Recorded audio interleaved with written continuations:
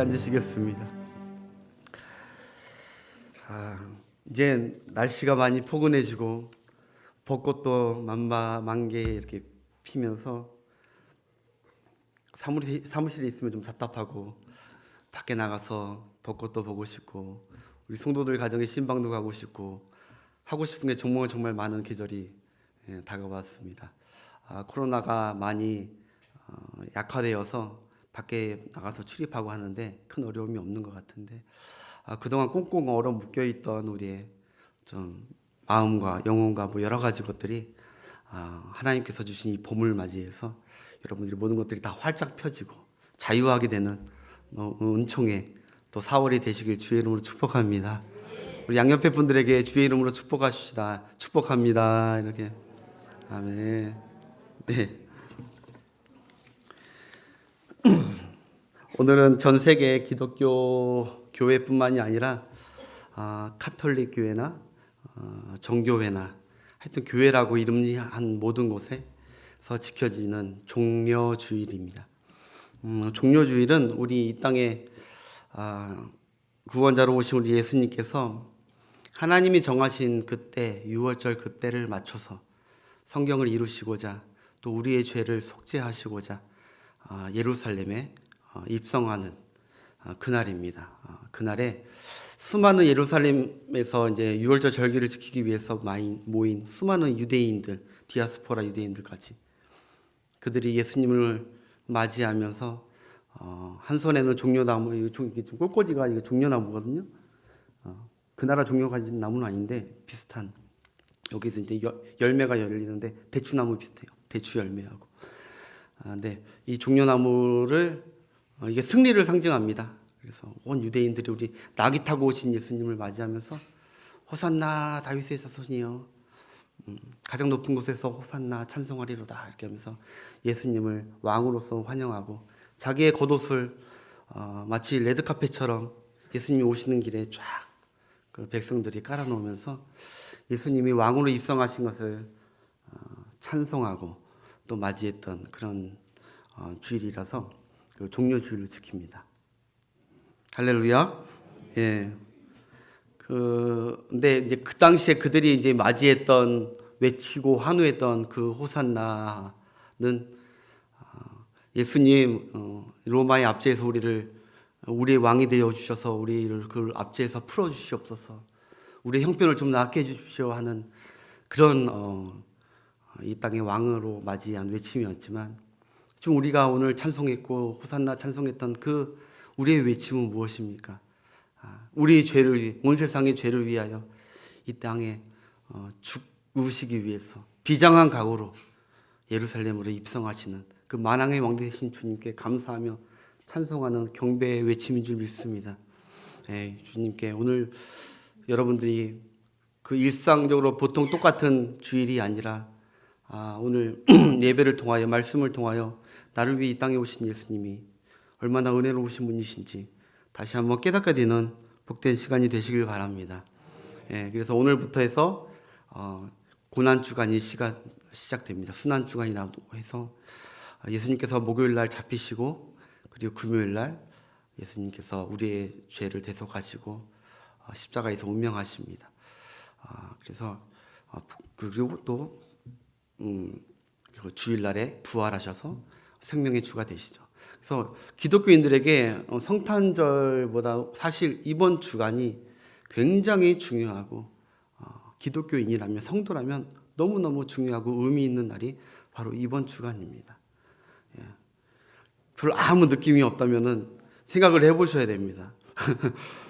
어제 저녁 식사를 하는데 제 아들이 갑자기 그런 얘기를 합니다. 아빠, 며칠 전에 학교에서 선생님이 얘들아 너희들은 지금까지 살면서 뭐 살아봤자 얼마나 살았겠습니까? 12년 살았는데 지금까지 살면서 가장 의미가 있고 기억에 남는 것이 무엇인지 한번 발표해 볼까? 그러면서 학생들을 한 명 한 명 다 발표하게 시켰대요. 여태까지 살면서 가장 의미 있고 기억에 남는 게 뭔지 발표하자고. 그래서 아이들 막 발표하고 자기 차례가 왔대요. 근데 자기는 솔직하게 얘기했대요. 선생님 죄송합니다. 저 사실 여태까지 특별히 기억에 남고 의미가 있는 그런 것이 하나도 없습니다. 그렇게 고백했다고 해요. 그러면서 저한테 그래요. 아빠, 나는 왜 여태까지 살면서 정말 의미가 있고 큰 그런 기억에 남는 게 왜 없을까? 그러더라고요. 그래서 제가 대답했습니다. 이렇게 얘기했습니다. 네가 아직 사랑을 안 해봐서 그래. 네. 네가 아직 사랑을 안 해봐서 그래. 사랑을. 네가 좋아하는 여자친구, 사랑하는 여자친구가 생겨봐. 연애해봐. 모든 것이 의미가 되고 순간순간이 기억에 남는다. 뭐 이제 중학생에게, 공부하는 학생에게 연애하라고 한 건 좀 그렇지만 여러분, 제가 왜 이 얘기를 드리냐면은 오늘 말씀 준비하면서 생각나더라고요. 어제 종려주일이, 이 모든 것들이, 이 절기들이, 이런 것들이 어떤 사람에게는 아무 의미가 없이 흘러갑니다. 근데 정말로 나를 사랑하사 나를 위하여 자기 몸을 버리신 하나님과 예수님을 사랑하는 사람은, 정말 사랑하는 사람은 이 절기가 의미가 있고 기억에 남는 그 절기가 되기를 소망합니다. 네, 그렇기 때문에 여러분들 우리의 식어버린 혹시 사랑이 있다면 이번 절기를 통하여 하나님께 다시 사랑이 회복되시는 은혜로운 주간이 되시길 축복합니다. 여러분, 매일 수많은 사람들이 죽습니다. 어떠한 사람은, 어떠한 죽음은 나에게 그렇게 큰 영향이 없습니다. 1년에 전 세계에 500만 명에서 6천만 명이 죽습니다. 대한민국이 5천만 명 좀 넘으니까 대한민국보다 훨씬 더 많은 인구가 1년에 죽습니다. 근데 어떤 죽음은 나하고 별 아무 상관이 없습니다. 별 의미가 없습니다. 그러나 나와 깊은 관계를 맺은 친구나 회사 동료나 그런 사람이 죽거나, 심지어 내 사랑하는 부모님이나 형제들이나 내 아내나 내 남편이나, 안타깝지만 내 자식이 만약에 혹시 죽는다면은 정말 그 슬픔과 그 충격은 너무너무 큽니다. 나한테 지대한 영향을 미칩니다. 아마 이 땅에 살면서 가장 큰 영향을 내게 미칩니다. 여러분, 그렇다면 2000년 전에 유대 청년 예수님이 십자가에 달려 돌아가시고 죽으셨던 그 사건이 과연 나와 어떤 관계가 있냐는 것이죠. 예수님의 죽으심이 나 자신과 아무 상관이 없는 자를 우리는 불신자라고 정의합니다. 예수님의 죽음이 나와 아무 상관이 없다라고 여기며 사는 사람은, 그 사람은 불신자라고 우리 얘기합니다. 그러나 예수님의 죽으심이 자신과 직접적으로 연관되게 그렇게 살고 여기는 자는, 그 사람을 바로 우리가 그리스도인이라고 하고 성도라고 합니다. 여러분들은 불신자인지 성도인지 한번 생각해 봐야 됩니다. 여러분, 신자와 불신자의 구분은요, 교회를 다녔느냐, 교회를 다니지 않느냐로 구분하지 않습니다. 교회를 다닌다고 신자고 교회를 다니지 않는다고 불신자가 아닙니다. 신자와 불신자의 구분은 예수님의 십자가의 죽으심이 바로 나 때문이다라고 여기는 사람과 나와 상관이 없다고 여기는 사람들로 나뉘어지는 것입니다. 그것이 신자와 불신자, 그리스도인과 비그리스도인의 차이입니다. 신앙생활을 얼마나 오래 했던지, 얼마나 많은 봉사와 헌신을 했던지, 내가 그리스도가 나를 위해 죽으신 그 십자가와 나와 상관이 없다면 아무것도 아닌 것입니다. 불신자와 똑같습니다. 즉, 예수님의 십자가를 어떻게 우리가 바라보고 어떻게 믿고 있느냐에 따라 나의 현재 인생과 나의 미래와 나의 앞으로의 내세가 극명하게 갈라질 것입니다. 그렇기 때문에 사랑하는 성도 여러분, 혹시 여러분 이 가운데 아직도 솔직하게 자신 스스로 예수님의 죽으심이 나와 아무 상관없이 여지까지 느껴지셨다면, 한 번도 예수님의 십자가에 대해서 내 마음의 온도가 1도씨도 움직이지 않고 전혀 미동이 없고 무감각한 그 신앙으로 사실 자신이 알잖아요. 그때까지 살았다면, 오늘 이 시간 주의 영이 그런 분들에게 하나님의 말씀의 역사로 능력을 베풀어 주셔서 그분들이 반드시 예수님의 죽음이 나의 죽음으로 믿어져서 내가 죄인 중에 괴수라고 고백하고 내가 처참히 달려 죽어야 할 십자가인데 예수님께서 나를 살리려고 나를 뿌리쳐서 예수님께서 나 대신 거기에 달려 죽으셨구나. 그것을 깨닫게 되고 구원의 역사를 이루는 복된 시간이 되시길 바랍니다. 예. 그들뿐만 아니라 또한 한때는 십자가의 눈물과 감사가 넘쳤던 그런 신앙에서 이제는 냉랭해지고 십자가 복음 중심의 신앙이 아니라 십자가 복음이 아니라 내가 복음으로 신앙생활하는 사람들. 그래서 점점 냉랭해지고 식어지고 아무 감흥이 없는 분들에게 오늘 성령님께서 말씀을 통하여 그리스도의 십자가를 보게 하시고 다시 옛 첫사랑을 찾게 하시고 주님을 더욱 사랑하게 되는, 감사하게 되는 은혜롭고 복된 시간이 되기를 간절히 소망합니다. 오늘 말씀의 제목을 함께 보겠습니다. 우리의 허물과 죄악 때문이라. 예수님께서 십자가에 달려 돌아가신 것은 넓게는 우리의 허물 때문이고 직접적으로는 나의 죄 때문입니다. 나의 죄 때문에. 여러분, 여러분께서 혹시 여러분 때문에 누구에게 큰 피해를 주신 적이 있는지 모르겠습니다. 사실 살아가다 보면요, 살면요, 남에게 피해 안 주면서 사는 사람이 어디 있습니까? 다 크게 작게 다 피해를 줍니다. 나 때문에 상대방이 당한 고통은 볼 때 굉장히 미안하고 그 기억은 오래 남습니다. 부끄러운 얘기지만 제가 초등학교 때 학교가 가기 싫어가지고 학교를 안 갔습니다. 저희 대명 초등학교였는데 학교를 안 가기 싫은 거예요. 그래서 학교에 적응도 잘 안 되고 전학을 하도 많이 다녀서 그런지. 근데 그 학교를 나 혼자 가지 말았어야 되는데 제가 제 동생을 꼬드겼습니다. 그래가지고 선명아, 학교 며칠 안 가도 돼, 괜찮아. 형하고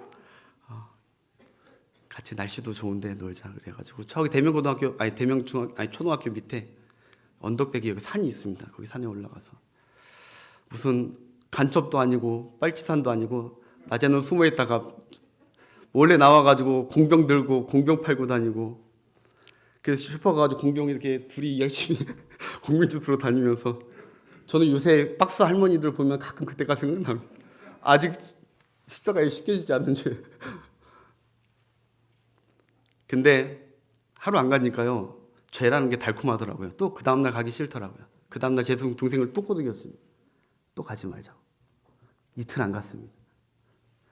근데 조금 무섭긴 한데 한 번 더 하고 싶더라고요. 3일째 안 갔습니다. 겁도 없죠. 세상을 너무 만만하게 봤습니다, 초등학생. 근데 3일째 되는데 느낌이 이상합니다. 그래가지고 집에 딱 가니까 일단 제가 야곱과 같이 그랬습니다. 제 동생을 먼저 집에 보냈습니다. 근데 역시나 적시나 저희 아버님이, 저희 그때 반지하였었거든요. 반지하여가지고 그때 아마 우리 권사님 계시는데, 임 권사님도 계시고 이 집사님 계시는데 그때 반지하였어요. 기억나시나 보네. 반지하였는데 내 동생을 먼저 보내고 저는 창문 틈으로 몰래 한번 본 거예요. 안방 하나밖에 없습니다. 그 방에서 5 식구가 다 살았으니까. 근데 뭔가 심각한 소리가 나는 거예요. 괴성이 들리기 시작합니다. 회초리로 아버님의 괴성과 내 동생의 괴성이 같이 들리는데요. 그 회초리들이 거의 다 준비했는데 정확히는 기억이 안 나지만 그 회초리들 중에 거의 모두 다가 부러졌습니다. 저희 아버님이 화나실 때 정말 완강하십니다. 사정없이 때렸는데 제가 그걸 보는데 그때 거의 두려움을 느꼈습니다.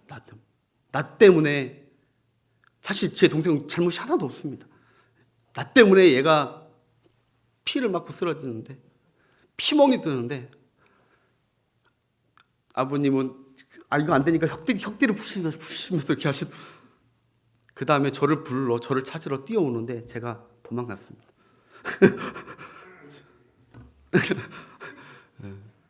그래가지고 매는 얘가 다 맞고 저는 살아났는데 그때 얼마나 동생한테 미안한, 나 때문에 내 동생이 그렇게 큰 죄는 없는데 못난 형 만나가지고, 그래가지고 제 부끄러운 얘기를 설교 초대에 얘기하게 됐는데,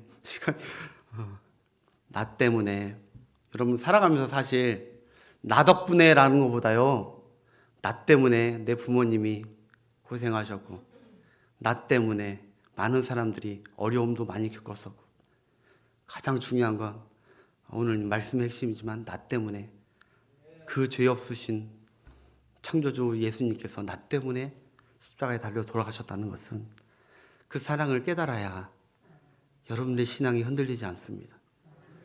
여러분들이 그 은혜를 깨달아야 이 십자가를 바라볼 때 예수님의 그 깊은 나를 향한 사랑을 체험할 수 있다는 것이죠. 아무튼 오늘 본문은 예수님이 오시기 약 700년 전에 하나님께서 이사야라는 선지자에게 장차 구원자 예수님이 우리 때문에 어떠한 고난과 죽음을 당하시는지 아주 정확히 예언한 것이 오늘 이사야 53장입니다. 여러분, 본문의 핵심은 이것입니다. 죄에 대한 심각성과 죄의 정가성입니다. 한번 따라합시다. 죄에 대한 심각성, 죄의 정가성. 이게 오늘 본문의 핵심입니다. 여러분, 본문의 죄에 대한 하나님의 맹렬한 진노가 얼마나 무서운지 다루고 있습니다. 우리는 우리의 시각에서 죄를 바라보고 죄를 판단하거나 우리의 시각에서 죄를 진단하면 안 됩니다. 그런 오류를 범하면 안 됩니다.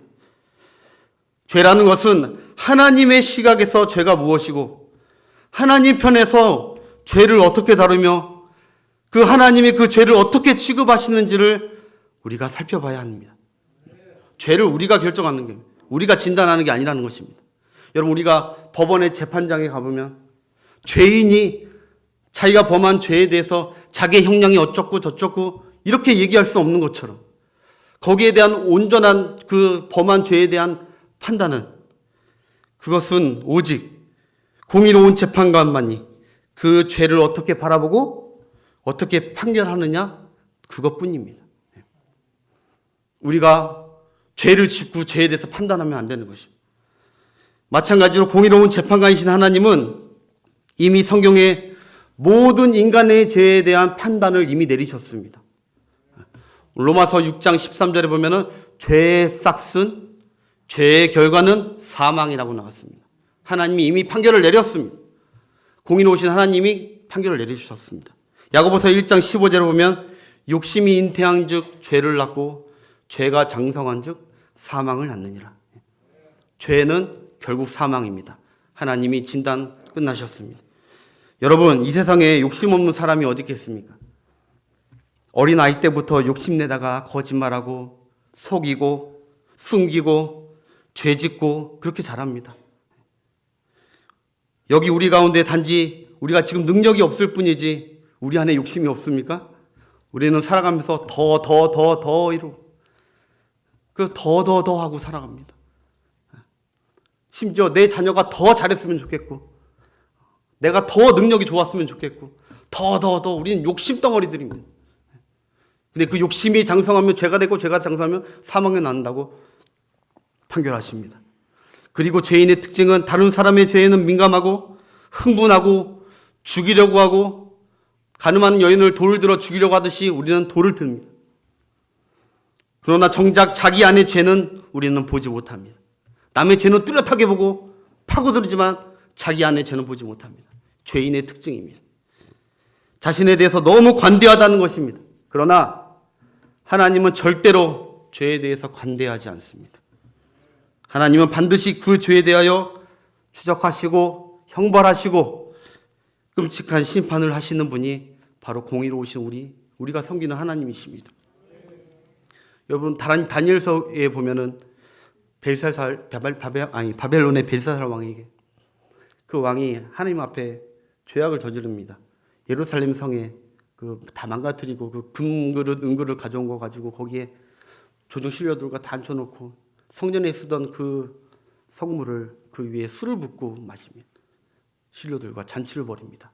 하나님을 욕되게 하고 비아냥거립니다. 하나님의 한 손가락이 나오더니 메대 내게 우발하시지. 그렇게 탁탁 쳤습니다. 그 해석이 무엇인지 여러분도 아실 것입니다. 하나님께서 달아보시고 저울에 달아보시고 하나님께서 다 셈하셨다는 것입니다. 이제 너희 죄가 찼다는 거예요. 하나님은 죄를 그냥 묵과하지는 게 아니라 그 사람의 그 죄가 찼을 때 반드시 그 죄의 형벌을 내리시는 분입니다. 이 세상에 수많은 전범자들, 그들을 다른 사람이 심판한 것이 아닙니다. 하나님께서 그들을 달아보시고 재보셨다가 차니까 심판하신 것입니다. 그런데 오늘 본문 6절에 우리의 죄와 형벌을 하나님께서 한 의인 되시는 예수님께 다 몽땅 전부 그 어떤 죄라도 예수님을 믿으면 그 모든 죄를 다 담당시키셨다는 것입니다. 다 뒤집어 씌웠다는 것입니다. 죄 있는 분에게 뒤집어 씌운 것이 아닙니다. 하나님의 아들이시고 죄가 없으신 그분에게 우리의 모든 인류의 모든 더러운 죄를 다 담당시키셨습니다. 여러분, 십자가 사건은 죄인이 의인이 되고 의인이 죄인이 되는 사건입니다. 예수님께서 우리 죄 때문에 어떠한 십자가를 지셨는지 잠시 아주 간단하게 한번 나눠보겠습니다. 첫 번째로 예수님은 멸시와 거절과 버림을 당하셨다고 오늘 본문 말씀합니다. 한마디로 예수님은 인간 대접을 못 받으신 겁니다. 지금 인권 하지만 멸시, 천대, 구박, 거절, 버림, 왕따 다 당하신 분이 우리 예수님이십니다. 예수님이 잘못하셔서 그런 것이 아니란 것입니다. 우리 3절 한번 읽어보겠습니다. 본문 3절.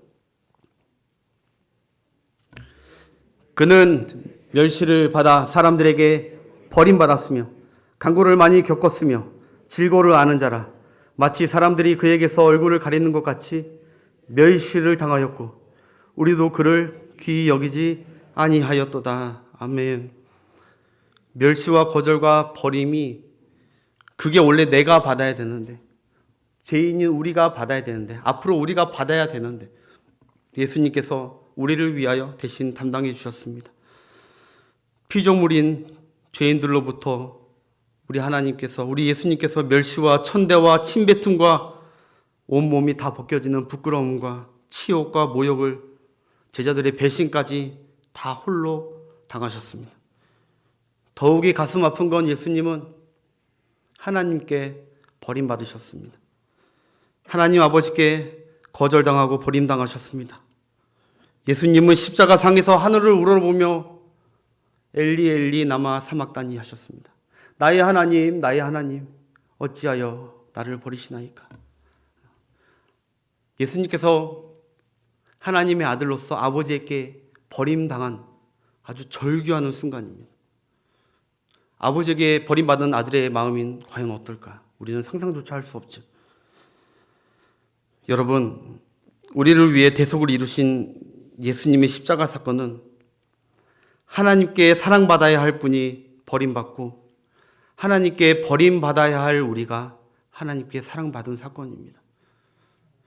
하나님께 환대받아야 될 분이 천대받으셨고 하나님께 천대받아야 될 우리가 십자가 사건으로 하나님께 환대받게 되었습니다. 이런 기적의 사건이고 은혜의 사건이죠. 누구든지 이 십자가 대속의 은혜를 믿기만 하면 하나님은 그 어떤 죄인이라도 절대 버리지 않으시고 끝까지 두 팔 벌려 끝까지 함께 가신다는 것을 우리는 잊지 않고 신앙생활 하시길 주의 이름으로 축복합니다. 두 번째로 주님은 나의 죄와 허물 때문에 징계와 채찍과 죽음을 당하셨습니다. 우리 5절 한번 읽어보겠습니다. 5절. 그가 찔림은 우리의 허물 때문이요 그가 상함은 우리의 죄악 때문이라. 그가 징계를 받음으로 우리는 평화를 누리고 그가 채찍에 맞음으로 우리는 나음을 얻었도다. 아멘. 하나님이 나의 죄와 허물 때문에 채찍에 맞아 우리 예수님께서 살갗이 다 터지셨습니다. 하나님이 나의 죄와 허물 때문에 대목 같은 가시관을 쓰시고 머리가 뚫리시고 하나님 나의 죄와 허물 때문에 손과 발, 못을 박으시고 구멍이 뚫리시고 상하셨습니다. 그 거룩하시고 깨끗하신 몸이, 온몸이 다 상하셨습니다. 나의 죄와 허물 때문에 옆구리에 창 찔려 모든 물과 피를 다 쏟으시면서 비참하고 처참하게 돌아가셨습니다. 베드로전서 2장 24절을 한번 읽어보겠습니다. 베드로전서 2장 24절. 친히 나무에 달려 그 몸으로 우리 죄를 담당하셨으니 이는 우리로 죄에 대하여 죽고 의에 대하여 살게 하려 하심이라. 그가 채찍에 맞음으로 너희는 나음을 얻었나니. 아멘. 죄가 얼마나 심각한 건지, 죄가 얼마나 비참하고 무서운 건지 우리에게 알게 하시기 위해서 예수님이 십자가에 달려 죽으셨고, 그 채찍에 맞음으로, 그 죽으심으로 우리가 나음을 입었고 하나님과 평화를 누리게 된 줄 믿습니다. 여러분, 결론적으로 예수님께서 그렇다면 왜 이런 끔찍한 고통과 죽음을 끝까지 참으셨을까? 끝까지 견디셨을까? 끝까지 담당해 주셨을까? 그리고 왜 하나님은 그의 아들 예수님이 그렇게 멸시와 천대와 채찍과 죽음을 당하는 그때 왜 하나님은 침묵하셨을까? 이건 아무리 생각해봐도 바로 여러분과 저를 사랑하기 때문입니다. 이거는 사랑하기 때문이라는 말밖에 더 어디서 답을 찾을 길이 없습니다. 사랑하지 않으면 절대 이렇게 할 수 없습니다. 7절에, 본문의 7절에 보면 이렇게입니다. 그는 순한 양 같아서, 털 깎는 자 앞에 순한 양 같아서 그 입을 열지 않고 잠잠히 침묵하셨다고 합니다. 여러분, 우리가